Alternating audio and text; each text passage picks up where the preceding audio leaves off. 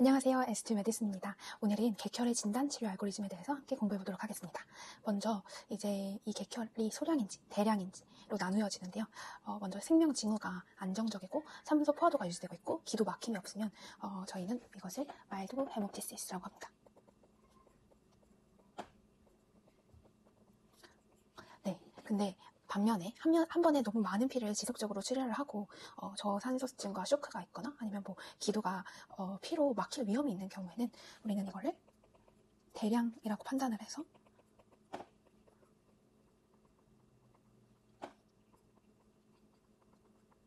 life-threatening hemoptysis라고 합니다. 생명을 위협하는 거죠.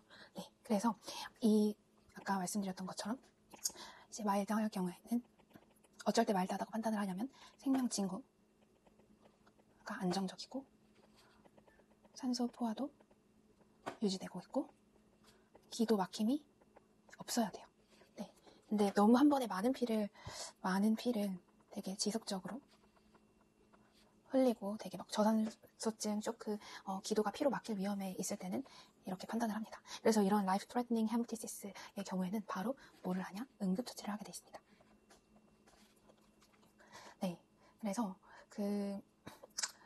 그것을 우리가 먼저 알았으면 좋겠고, 그렇게 대량 객혈일 때, 생명에 위협이 있는 대량 객혈일 때는 다른 응급처치를 이제 하게 되는데, 먼저 어떻게 할까요? 기도를 확보를 하겠죠.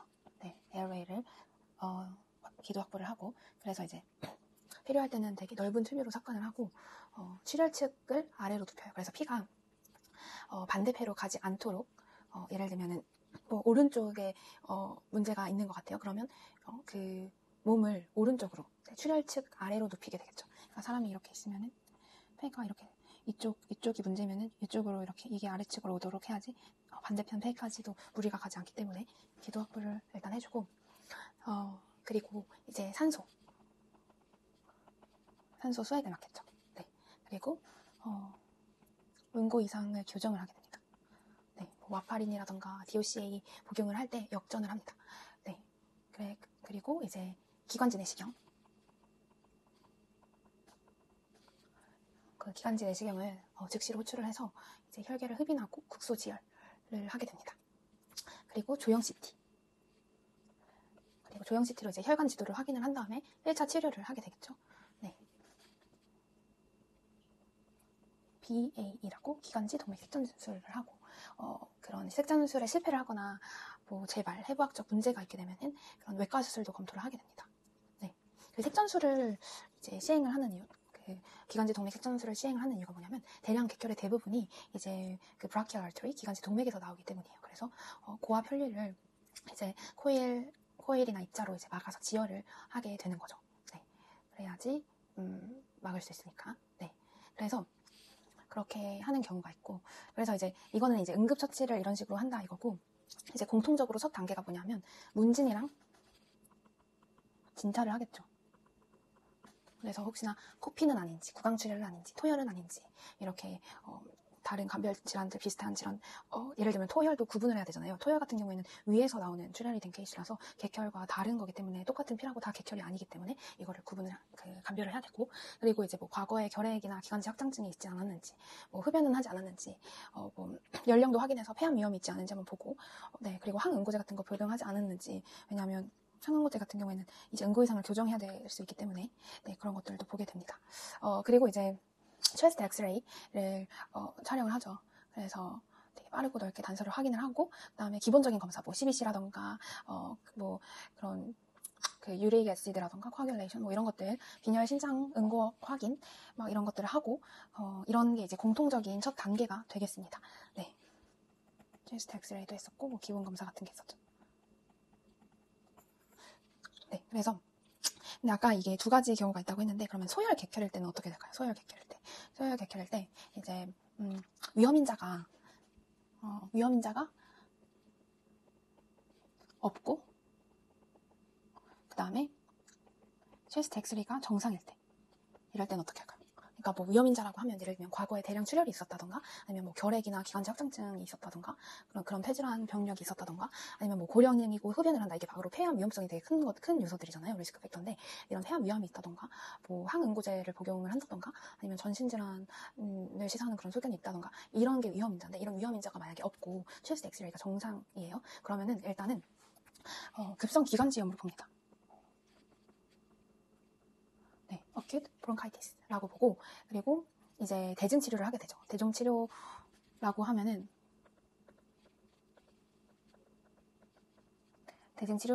뭐 기침약이라던가 필요할 때 항생제 주고, 그 다음에 이제 경과 관찰을 하게 됩니다. 네, 그래서 이런 경우에 보통 1, 2주 내 호전을 하게 되고, 만약에 지속되거나 재발을 하게 되면 그 다음 이제 단계로 넘어가게 되죠. 이거는 이제 위험인자가 있거나 아니면 체스트 엑스레이가 비정상인 경우죠. 그래서 이럴 때는 이제 조형 흉부 CT 안지오그래피를 찍고, 그리고 이제 출혈의 위치랑 원인을 확인을 해요.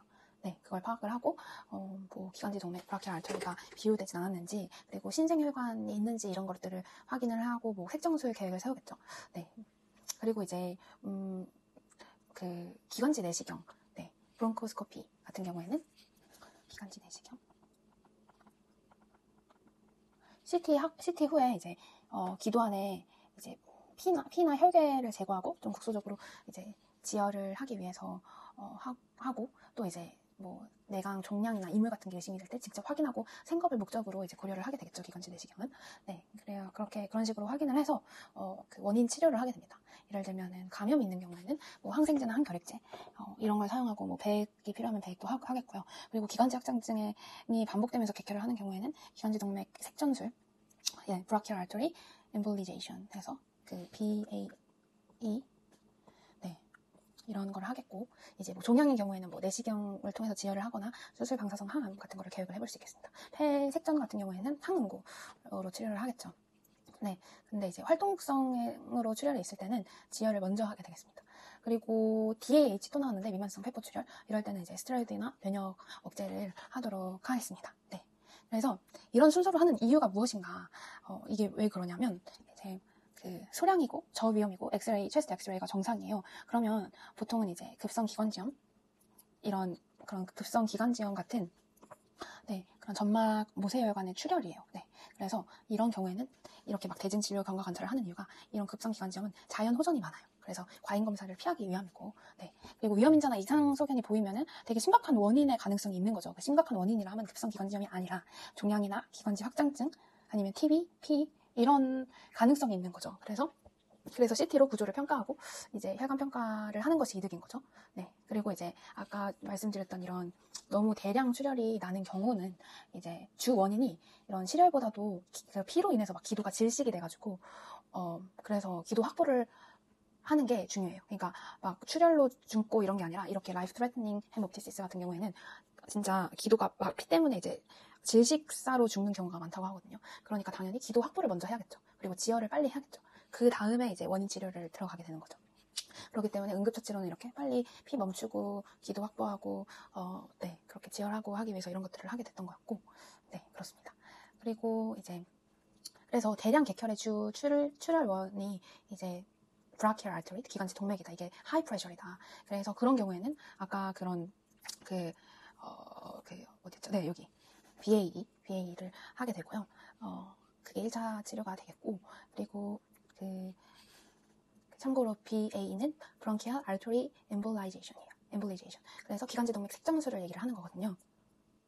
네, 그래서 이제 대량 객혈 환자에서 출혈을 멈추기 위해서 시행하는 대표적인 시술이라고 우리가 알아두면 되고, 네, 다시 말씀드릴게요. Bronchial Artery Embolization입니다. 그래서 이 기관지 동맥의 브라키얼 알터리에서 기원한 출혈을 차단해서 객혈을 조절하는 것이 목적이고요. 뭐 특별히 이제 결핵 후유증이라든가 뭐 기관지 확장증, 아스퍼지오마, 뭐 종양 이런 거에서 이제 대량 객혈이 있을 때 응급으로 이제 시행을 한다. 1차 치료로 시행을 한다. 이걸 알면 좋고, 그러니까 결국에는 이제 혈관 조형술로 그 기관지 동맥 위치랑 출혈 부위를 확인을 한 다음에 그 그 미세도관을 통해서 색전 물질 그런 거를 주입을 해서 출혈 혈관을 막아가지고 혈류를 차단하는 지연하는 역할을 하는 거예요. 그래서 개용으로 하는 게 아니고 되게 비침습적인 방법인 거죠. 그래서 회복이 빠르겠죠, 환자가. 네, 그래서 고위험 환자한테도 되게 안전하게 시행이 가능한 거고 이제 즉각적인 지혈 효과가 있어요. 성공률이 되게 높거든요. 그래서 이거를 이제 일자 치료를 하게 되고. 근데 재출혈 가능성이 당연히 있겠죠. 원인 질환 자체를 해결한 게 아니라 그냥 응급으로 막은 거기 때문에. 네, 그래서 뭐 수주에서 수년 후에 이제 재출혈 가능성이 있다. 네, 그래서 그리고 막 아까 같이 브라키얼 아터리 이런 게 아니고 폐동맥계 출혈, 네, 로우 프레셔인 폐동맥계 출혈이나 아니면 DAH 같은 경우에는 효과가 좀 제한적이다. 네, 이렇게 하지만 재출혈 시에 제일 실수를 할 수 있다. 이걸 알아두면 좋을 것 같고. 그래서 BAE 하면은 이제 대량 객혈의 응급 치료, 이제 기관지 동맥계 출혈에 되게 효과적이다. 이거를 알면 좋을 것 같고요. 그리고 근본 원인 치료도 함께 병행해야지 재발을 줄일 수 있다는 것을 알고 있으면 좋을 것 같습니다.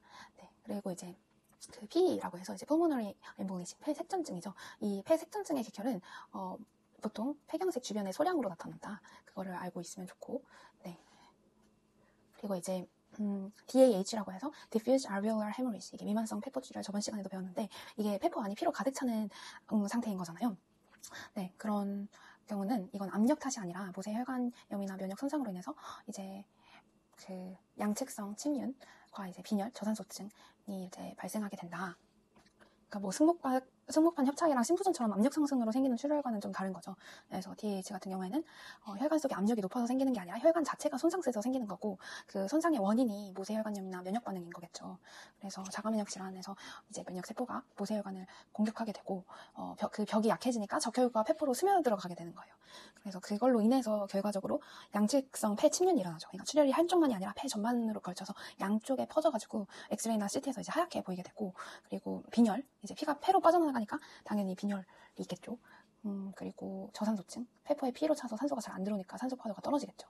네, 그래서 그렇다고 보면 되고, 그리고 항응고제 복용 환자 같은 경우에는 그 약을 중단하고 역전을 하고, 그리고 이제 원인을 검색을 하게 됩니다. 그리고 객혈인지 토혈인지 감별을 잊지 말아야겠죠.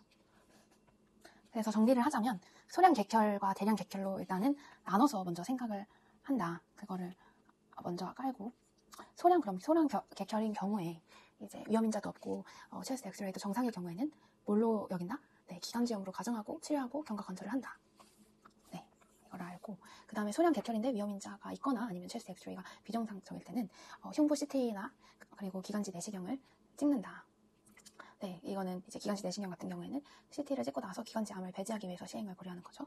네, 이렇게 하고, 그리고 이제 대량 객혈일 경우에는 이제 뭐 기도를 먼저 확보를 해야겠고, 기도를 확보를 했는데 뭐 그 객혈이 지속되지 않으면은 경과 관찰을 하는데 지속되면은 기관지 동맥 색전술이나 폐압 절제를 통해서 이제 응급 처치를 하게 되는 거죠. 그렇죠? 네, 그렇게 알면 좋을 것 같습니다. 그래서 그 소량 객혈이고 위험인자가 없을 때는 이제 원인 질환을 치료를 하게 되고 주로 감염이라고 보면 되고, 그래도 객혈이 지속되는 경우에는 이제 소량 객혈인데 위험인자가 있는 것에 준해가지고 체스트 엑스레이, CBC, UA, 크레아틴, 코아귤레이션 검사 같은 걸 하고 CT 검사, 기관지 내시경 검사, 원인 질환 치료까지 하게 되겠죠. 네, 그렇게 알고 있으면 될 것 같습니다. 그래서 네, 그렇게 알고 있으면 될 것 같습니다. 일단은 여기까지 하고, 그리고 이제 아까 보면은 이제 심각한 원인인지 아닌지를 보는 거잖아요. 이렇게 순서가 이렇게 되는 이유가. 그래서 급성 기관지염 같은 경우에는 그냥 잘 관찰하고 하다 보면 자연적으로 회복되는 경우가 많다고 했잖아요. 그렇죠? 근데 이제 위험인자나 이상 소견이 보이면은 좀 되게 심각한 원인의 가능성이 있다. 그 심각한 원인이란 게 뭐냐면 뭐 종양이거나 그리고 기관지 약장증, TB, PE 이런 게 좀 심각한 거예요. 그래서 이게 급성 기관지염이랑은 좀 다른 거죠. 얘는 좀 경과 관찰하고 대증 치료하면 자연 회복될 수 있는 아이고, 종양, 기관지 확장증, TB, PE는 좀 심각하게 봐야 되는 거죠. 그렇죠? 그래서 종양 같은 경우는 이제 뭐 폐암이 있을 수 있겠죠. 특별히 평평상폐암 같은 거. 그래서 종양이 이제 기관지나 폐혈관을 직접 침범을 해서 혈관 벽을 손상하는 경우고, 이제 종양 주변에 그런 신생혈관, 제가 신생혈관이라고 했을 때는 말씀드렸던 대로 이제 브라키얼 아터리, 이런 기관지 동맥계, 이게 이제 하이 프레셔니까 이게 여기서 연결이 되면은 정말 쉽게 파열될 수 있는 거죠. 압력은 세고 신생혈관 자체가 약하니까.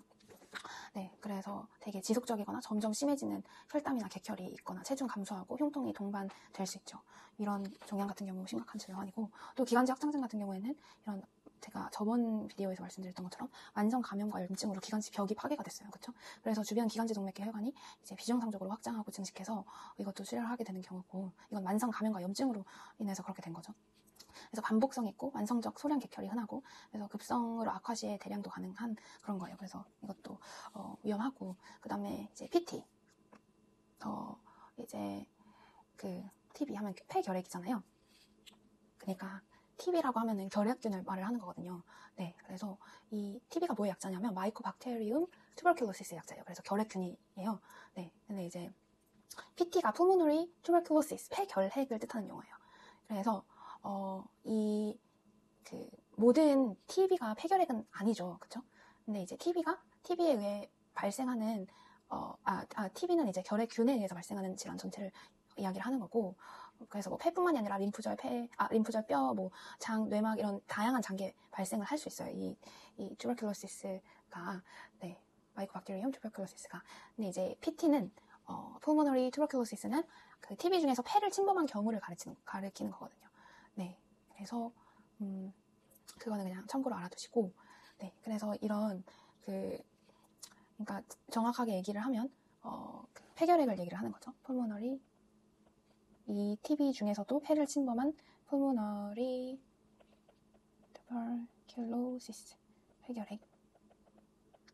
네, 이런 경우가 뭐냐면 이제 그 활동성 결핵은 그 괴사나 이제 점막 손상으로, 괴사랑 점막 손상으로 출혈을 일으키고, 이제 후유증 결핵 같은 경우에는 그 캐비티 벽, 기관지 동맥 확장, 그리고 그 결핵이 다 나은 뒤에도 이제 폐 안에 흉터나 변형이 남는 경우가 있어요.